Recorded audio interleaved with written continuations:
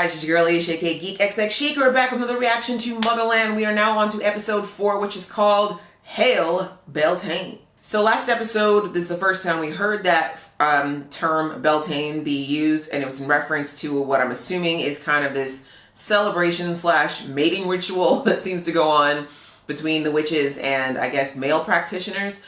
We haven't found out if their males are called witches as well. We just heard the witch father turn witch. But anyways, we had a few things go down with that. In particular, Raelle began to learn more and more about Scylla, in the sense of that I think she's always had an initial feeling that there was something off about Scylla, but it was reinforced by her ex showing up on the scene and Scylla clearly being very unsettled and not really having any justifiable reasons for being that unsettled around him. And of course, as we saw towards the end of the episode, he's no longer a factor. Scylla made sure of that by basically forcing him, or using magic, I guess you could say, to push him to commit suicide. So this episode's called Hail Beltane. Not sure what we're going to get into with this one, but we're not going to know until we watch the episode. So without further ado, let's get into this episode and we will chat about it later, okay? Let's go.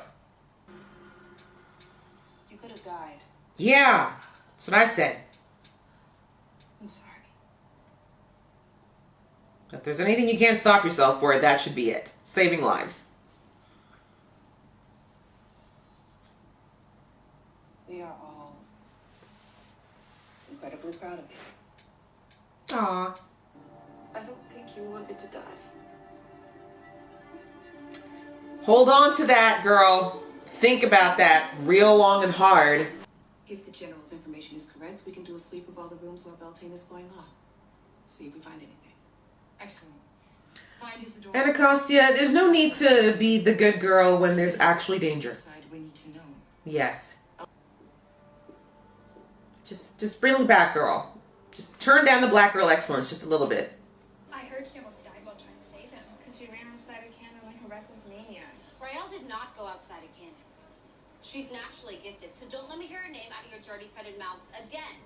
Snap, snap. You got a nerve. The only person allowed to insult her is her. Mm-hmm. Oh, you're so dumb, Raelle. What? No. Did he say something to you? Oh, here we go. Didn't answer the question directly. You have nothing to be ashamed of. Oh, she ain't ashamed, girl. Let's put him behind. She's worried about your homicidal behind. Come on, Raelle. I know your gut is telling you all kinds of ways this woman is messed up. You're trying too hard. Relax. He likes you. You can literally show up in a burlap sack and he'd think it's hot. But you be there, right? So the rest of us can party. Kinda has to be. Please. Listen. Will you please let the poor girl who grew up on a woman's colony have a date? That's right. Look at him. Look at your handiwork, you psycho. Again, not so sure I feel safe with drunk witches. I'm your head of intelligence. I have friends that they hate too. Oh, shush. Of course. Slap all 6 of you in one fell swoop. Rude! You cannot take back a drink. That's mean. By the way, Ardell, it's not the way to build allies.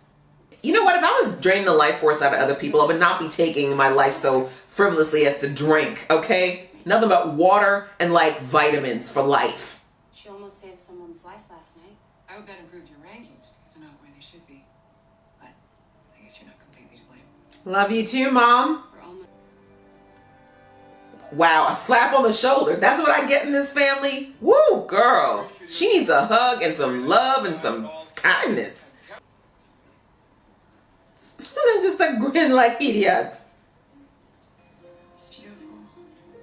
You guys made these. Yeah. Can you move on? This is supposed to be a line. Think of me. Ahem. When you... Really? We don't remember any of her time with Scylla? Is that the way the spell works? Because there's a whole chunk missing from that.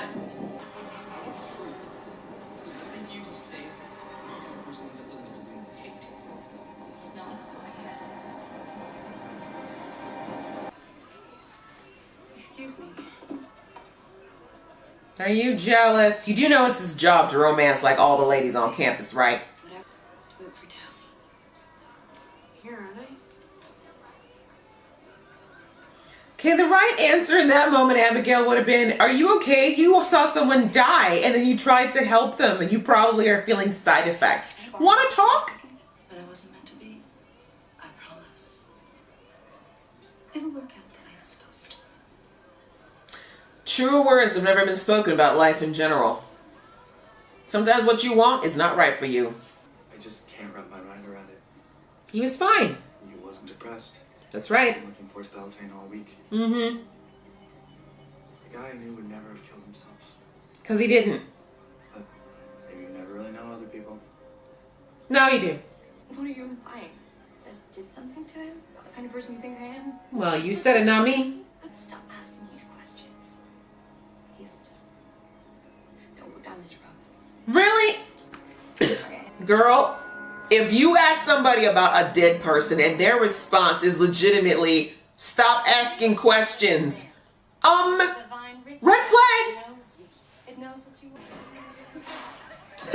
See, this is why the Bellwethers are queens. She's like, why would I run myself when I can get someone to run me for me? Like, come on now. Queen tings.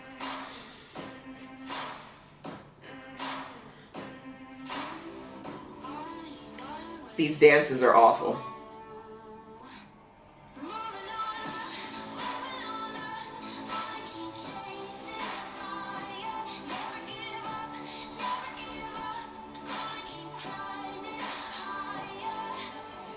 My guy let her drop. Wait, did I just see someone still laying on the floor? Was it the same person he dropped? Someone call a witch doctor. See what I did there? Now watch Scylla go and disturb this man in his final moments. My God, he can't even die and get away from your ass. I know that rhymes. Guess Tally looking to get pregnant, this Beltane. Does it always have to be a thing with witches and orgies? I'm just wondering if this is like supposed to be a connection. And all I keep thinking right now is that, you know what? This is how y'all get corona. These sound effects though, my Lord, let me turn this down. I got neighbors, okay? Like, wow. They got me wondering what's going on next door. If you were so in love with someone, and maybe they've done something wrong. Girl, no, wrong is like I took your credit card and I charged some stuff. Murder? Murder is breakup offense. Break up and throw your ass in jail offense, okay? Man, moments like this make me glad that I don't eat meat no more.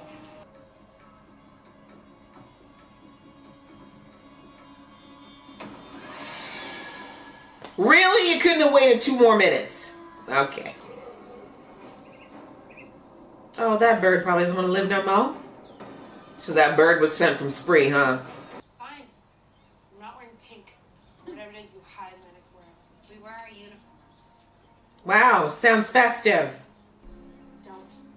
I didn't say shit. I can't. I just feel like there was just a glaring, massive red flag, and Raelle's just going, I'm sorry, The best honors memory. the memory you just decided to ignore in the face of your nether regions. Okay.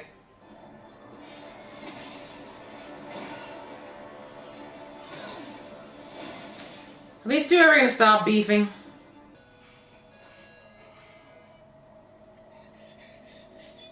Nice dream. Oh, another Spree operative. You're supposed to be luring her to us. Mm-hmm. To you. Don't mess this one up. You should have kept joking. Well, alright guys, that was the latest episode of Motherland, Fort Salem. And very interesting. We actually got more information on what Beltane actually is. And, well, actually, I guess we got more of an idea of how important it is to the witches, I should say. We actually did not get any more information as to who Beltane was, why Beltane gives them power, any of that stuff. And I know that a lot of you guys in the comments have been saying that there's an after show that explains a lot of this stuff, which I will get around to watching at some point. However, I just think that when it comes to a television show, I shouldn't have to look for supplementary material for everything, if that makes sense. Like, I'm not saying they need to go into like a long, sorted 15-minute adventure into what this Beltane is, but even if somebody had stood there for like 5 solid minutes and just, or not even 5 minutes, like 5 minutes over the last 2 episodes, 2.5 minutes each of just explaining at a high level who Beltane was, why Beltane is so important to witches, that would have been great. I shouldn't necessarily have to do my own research, but that's just my own feeling. It's no shade or no hate, just my own feelings about that matter. But anyways, the whole point is apparently it is kind of a way, as was mentioned in the last episode, for the witches to kind of channel some of this energy that they've got. And I know from what I've seen in movies and stuff like that when it comes to witchcraft and witches, etc., there's always a lot of mixing of sex and witchcraft. And sometimes it's that they feel that a woman who's a virgin has more power and is more, powerful than somebody who's had sex. And then there's other belief systems that say that witches need to have sex and lots of sex in order to maintain their energy. I guess the point is that sexual energy is a very, very powerful energy. And like quite literally, it's the power to create life. So it is one of the most powerful energies that we as humans have. And clearly, I guess in this universe, it's something that helps the witches to focus and it helps them to channel their powers a little bit better. And so as we saw with the mark, Tally's mark getting shinier and bigger after she lost her virginity. And that's what we heard back in the first episode by Abigail saying that once you start to have sex, that mark changes. So in the case of these witches, Beltane seems to be a necessary kind of recharging, if you will, of their energy. And as I said, outside of that, probably also some emotional and mental therapeutic benefits as well. Outside of that is, and I guess it has to be, because we saw even that Ardell was participating in it. It wasn't something where, just for the soldier, she participated. But sadly, not everybody got to, because Anacostia and Abigail's mother actually had to go and try to figure out which member of Spree was actually within their grounds, because they said there was residue found on some mirrors. Outside of that, I don't know, I guess I'm a little disappointed in how easily Raelle has let everything go. And again, maybe she hasn't. This is still pretty early. She might just be letting it go for now because it just feels better. And now that she's not having Porter's emotions and visions still visible, just affecting her so viscerally, maybe she's just happy for the relief at this point.